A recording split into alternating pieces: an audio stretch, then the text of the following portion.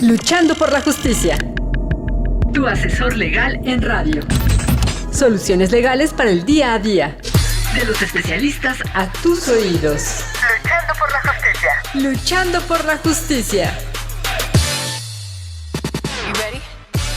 Hola, ¿qué tal, amigas y amigos de Luchando por la Justicia? Esperando que se encuentren muy bien en este viernes que estamos por concluir en el mes de agosto. Y pues bueno, nos escuchamos a través de Ciudadana 660 del Instituto Mexicano de la Radio. Yo soy Jessica Torres y pues bueno, el día de hoy tenemos a una invitada especial, quien es doctora en Derecho por la Universidad Nacional Autónoma de México, es docente en el posgrado de la misma institución académica y es servidora pública. Y bueno, nuestra querida invitada es Diana Piñón, quien nos va a platicar en este episodio de Luchando por la Justicia sobre el origen del desarrollo constitucional. Y pues bueno, hay que tener muy presentes que la Constitución Política de los Estados Unidos Mexicanos es la ley suprema del sistema jurídico mexicano, que fue promulgada en 1917 por el entonces líder político Venustiano Carranza.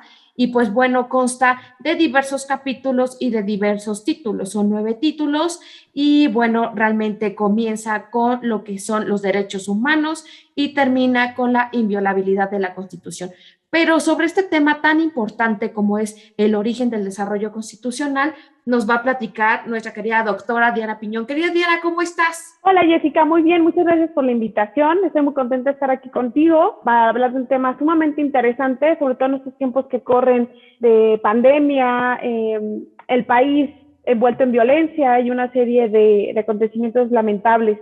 Entonces estoy muy contenta de poder estar aquí contigo. Muchas gracias, Diana. Y bueno, ¿cómo podemos entender este contexto, ¿no? Este escenario del desarrollo de la Constitución. A ver, primero es muy importante, interesante identificar qué es una Constitución. La definición general es un conjunto de normas que tienen un nivel distinto a las leyes y bueno, ese sería, digamos, en términos generales, la definición que tenemos, conjunto de normas. A eso llamamos Constitución.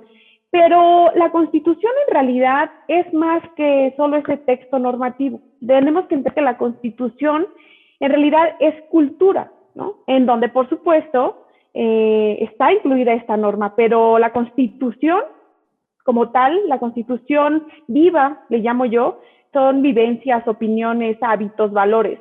En ese sentido, en esta definición culturalista, le llamo yo, que retomo de un filósofo alemán, Peter Haberle, tenemos la visión del desarrollo constitucional o una visión del desarrollo constitucional muy distinta a la que tendríamos si solo pensáramos que la Constitución son normas, ¿no? Entendida como cultura la Constitución, entonces la eficacia es dada pues por cómo viven las personas en su día a día, cómo viven en sus entornos, si hay violencia o no hay violencia, si hay igualdad, si hay desigualdad. En México, lo que podríamos decir, el diagnóstico, pues es triste realmente, ¿no? Yo creo que es difícil encontrar a alguien en México que se diga ajeno, se señale ajeno a los embates de la violencia, de la inseguridad. Todos conocemos también nuestra historia reciente, fenómenos o acontecimientos como el Halconazo del 71, Tlatelolco en el 68, ¿no? Acteal en el 97, Campo Algodonero, Atenco, y más recientemente, pues, los 43 normalistas de Ayotzinapa. En este contexto, Jessica, yo me preguntaba, ¿qué es o cuál es el ingrediente que hace detonar o que detona el desarrollo constitucional? Cuando hablo de desarrollo constitucional me refiero a materializar precisamente los derechos humanos.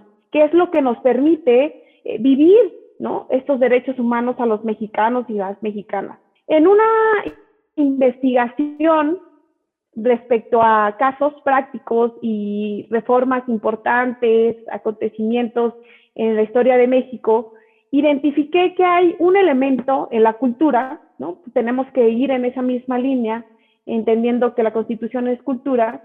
Encontré que hay un elemento en la cultura que es el detonante de cristalizaciones culturales, es decir, de acuerdos fundamentales. Este elemento es el pluralismo. pero no cualquier pluralismo, es un pluralismo democrático, entendido como una actitud abierta, integradora, participativa de los ciudadanos y ciudadanas hacia la Constitución. Podría parecer un poco caótico esto que estoy comentando, Jessica, porque cuando hablamos de pluralismo, pues nos imaginamos algo que incluso nos es incómodo, ¿no? Es quizá difícil convivir con gente que piensa distinto, pero tenemos que entender que esa dificultad en realidad es una riqueza que va a permitir que los acuerdos que se tomen sean fundamentales y se cumplan. Cuando los acuerdos son plurales, la gente está más convencida de que son valiosos porque fueron tomados en cuenta. Entonces, este pluralismo realmente no es sencillo de alcanzar, ¿no? Frente al pluralismo tenemos otros modelos de democracia, incluso considerados antagónicos como el elitismo, en los que nos dicen que tenemos representantes y que en ellos tenemos que poner toda nuestra confianza. Afortunadamente, en tiempos recientes ya se ha venido cambiando este parecer, esta visión de representantes políticos por un lado, ciudadanos por el otro, ¿no? Ya se están conjuntando estos modelos de participación política directa y entonces aquí podemos ver que al conjuntar el elitismo y el pluralismo, pues se han tenido buenos resultados. Te voy a platicar de un caso de éxito que seguramente tú conoces muy bien, Jessica, que tiene que ver con la reforma de 1977, una reforma que muchos consideran el inicio de la transición democrática en México. Esta reforma se configura a partir de unas audiencias que realizó la entonces Secretaría de Gobernación, dirigida por don Jesús Reyes Heroles. En aquella ocasión invitaron a profesores, a investigadores, legisladores, servidores públicos y de alguna forma ciudadanía en general. Recordemos que en ese momento pues prácticamente había un partido hegemónico y se invitaron también a distintas fuerzas. Como resultado de esas audiencias tenemos la reforma de 1977 que incorpora el sistema de representación proporcional y del pluralismo partidista en México, que ha sido, te digo, una reforma paradigmática para la democracia en México. Ese es el ejemplo más claro que yo tengo de cómo el pluralismo es el origen en realidad del desarrollo constitucional, de esta materialización de los derechos humanos. Pero no solo es el único caso, Jessica. Tenemos otros ejemplos como la reforma de paridad total, que como vimos también hace unos cuantos meses, llegó al Tribunal Electoral la resolución por ejemplo, cuántas gubernaturas tenían que ser para mujeres y cuántas para varones. Y el resultado o la sentencia que emite el Tribunal Electoral es un ejemplo del alcance del pluralismo. En realidad es una reforma que tuvo lugar hasta 2019, pero tuvo lugar y tuvo la fuerza porque fue originada en el pluralismo, ¿no?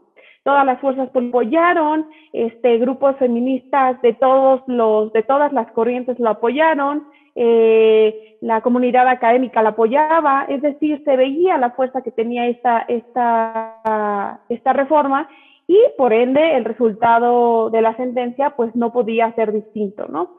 Entonces, en esta primera visión de la Constitución entendida como cultura, siempre está acompañada precisamente de este pluralismo, y no cualquier pluralismo, es un pluralismo en la cultura, Jessica.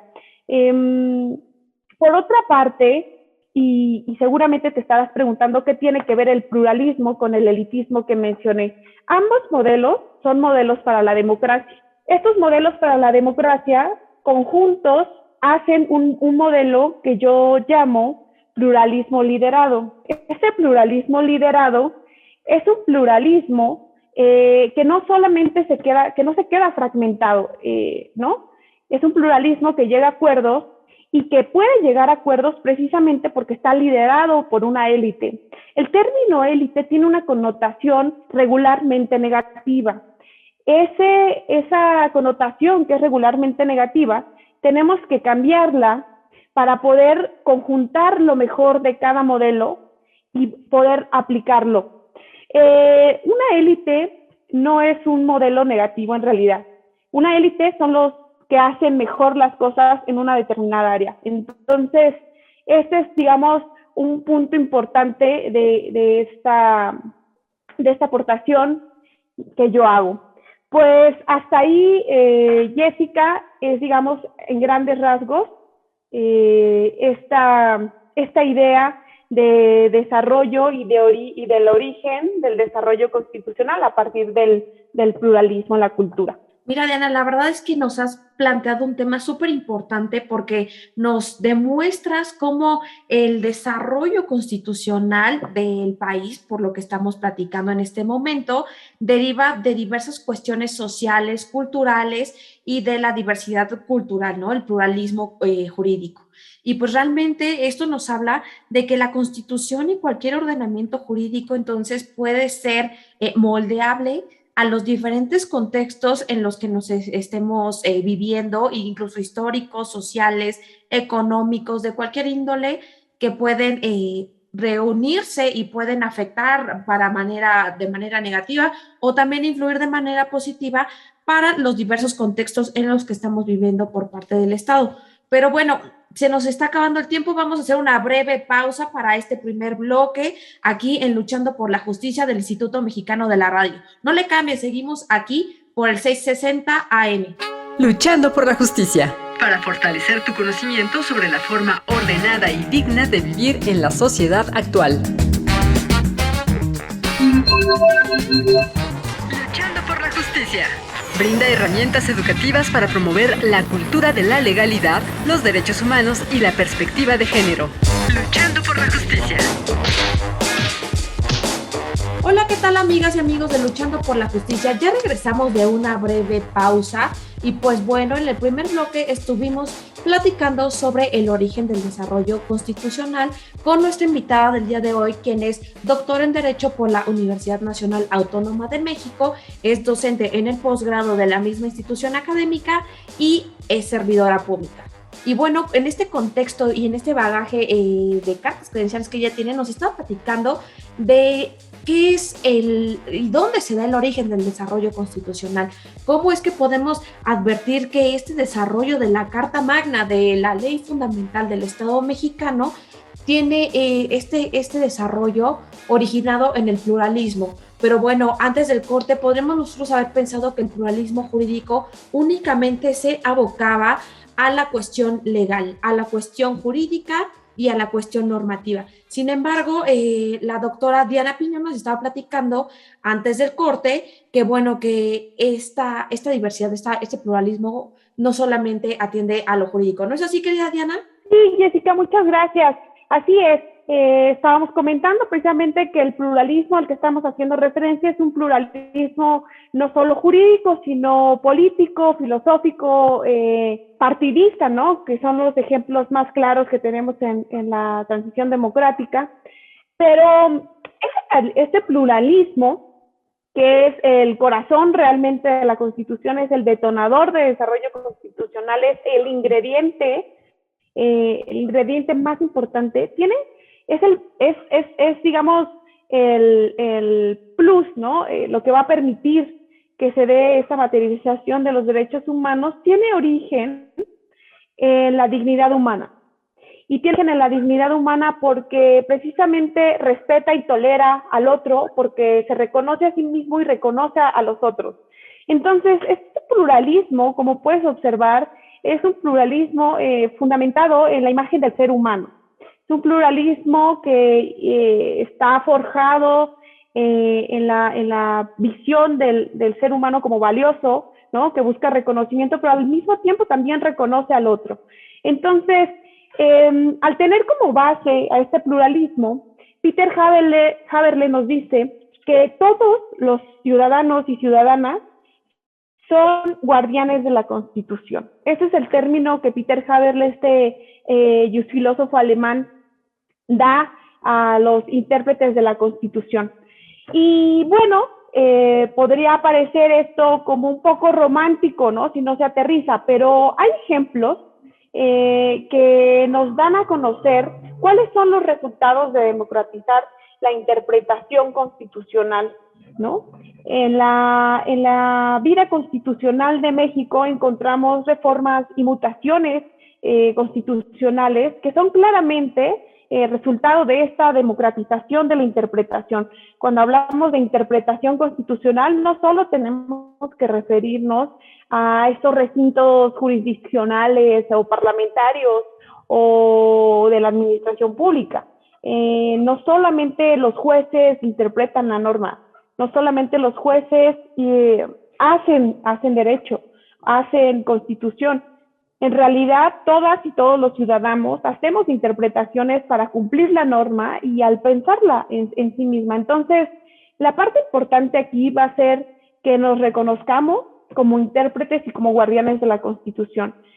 Algunos ejemplos que han demostrado que democratizar la interpretación es positivo son, pues como les comentaba en el bloque anterior, la reforma de 1977, el pluralismo político que ha tenido a lo largo de la historia, que se ha dado a lo largo de la historia en México con en el año 2000, en el año 2018, con la llegada de la izquierda en México al poder, la autonomía de algunas instituciones, por ejemplo, el INE, la protección de los derechos humanos, con la reforma también paradigmática de 2011, la activación de la sociedad civil con estas reformas en materia de democracia directa, ¿no? Entonces, que por cierto, pues la consulta, que para muchos era positiva y para muchos no, finalmente es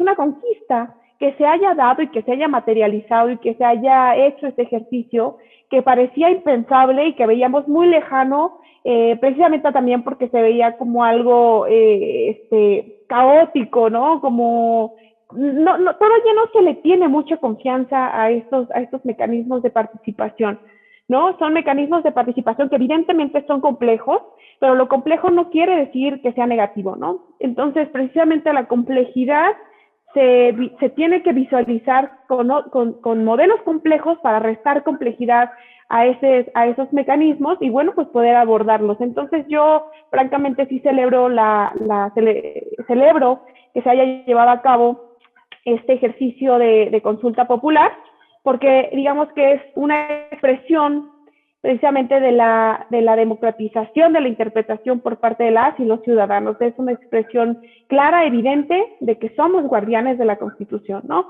Pero no solamente estos mecanismos y los mecanismos de representación política, digamos, generales, como los representantes, diputados, senadores, y me atrevería a decir jueces también como representantes políticos, son importantes. Por una parte es una representación política y por la otra son mecanismos de participación directa. Hay otros mecanismos de participación política que se llaman mecanismos de participación intermedios. En esos mecanismos de participación encontramos precisamente las audiencias de las que ya les platicaba en el ejemplo de la reforma paradigmática de 1977. Las audiencias son mecanismos de participación intermedia porque precisamente unifican en un solo modelo a la representación política, ¿no? Y también a los intérpretes y guardianes de la Constitución. La representación política, por un lado, pues a través de sus organizadores y la interpretación de la ciudadanía a través de los participantes de la sociedad abierta que participen en estas audiencias. Por eso es que a mí me parece que particularmente el mecanismo de audiencias es un mecanismo mucho más eficaz o previo o que debe ser utilizado de manera más con anterioridad a otros mecanismos de participación directa. Repito, considero que todos estos mecanismos finalmente son importantes desde la representación política hasta los mecanismos de participación directa, pero estos mecanismos intermedios fungen como una plataforma para socializar precisamente la eficacia de otros mecanismos para que puedan llegar, por ejemplo, a una consulta popular con más información, para que tengamos las herramientas de participación política más claras y al mismo tiempo fortalecen la figura de representación política porque pues logramos ver de manera muy, muy cercana la dificultad de llegar a acuerdos fundamentales, ¿no? Y al mismo tiempo también al representante político se enriquece de todas estas visiones y precisamente del pluralismo de estos intérpretes, y esto permite que el resultado que se obtenga sea un resultado que se va a querer cumplir, ¿no? Al mismo tiempo, este mecanismo de audiencia pluralista, le llamo yo, permite y desarrolla verdaderos liderazgos. Hablábamos en el bloque pasado que el término élite está considerado o tiene una connotación negativa, pero tenemos que cambiar eso. Los liderazgos son buenos. Sin un Mandela, sin un Reyes Heroles, sin una Hannah Arendt, que yo considero una líder nata, aunque ella ni siquiera se consideraba filósofa política, sin estos personajes que son buenos, que son los mejores en lo que hacen y en lo que se enseñan, no podríamos llegar a acuerdos fundamentales. Realmente se necesitan liderazgos y por eso es que yo llego a la conclusión de que el pluralismo democrático tiene que estar acompañado de una élite que realmente lidere y que sean verdaderos líderes, ¿no? No una élite expoliadora que lo que busque sea solamente su beneficio.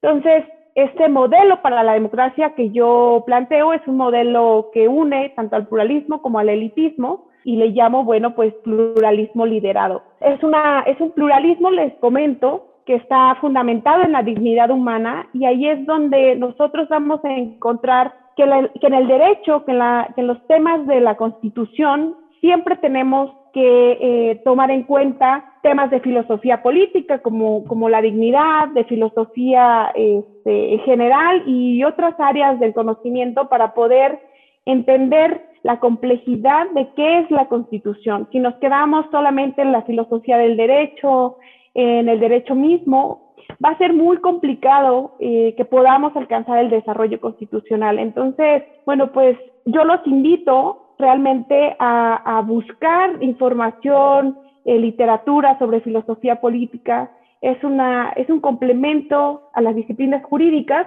y siempre nos va a dar una guía de por dónde caminar para alcanzar el desarrollo constitucional. Pues, querida Dayana, la verdad es que lo has explicado de una manera muy, muy especial porque ligas lo que es la filosofía del derecho con situaciones reales, ¿no? Con acontecimientos históricos y sociales que han impactado no solamente a la cultura jurídica, sino también se han visto reflejados estos cambios en la Constitución política de los Estados Unidos mexicanos, que realmente es la ley suprema de todo el país y que esto impacta de manera positiva, de manera negativa. Sin embargo, tenemos que estar bien conscientes que, como nos explicabas en estos dos bloques, todas las cuestiones sociales, culturales, los liderazgos, también estas jerarquías son importantes y que no nos debemos ver desde una perspectiva negativa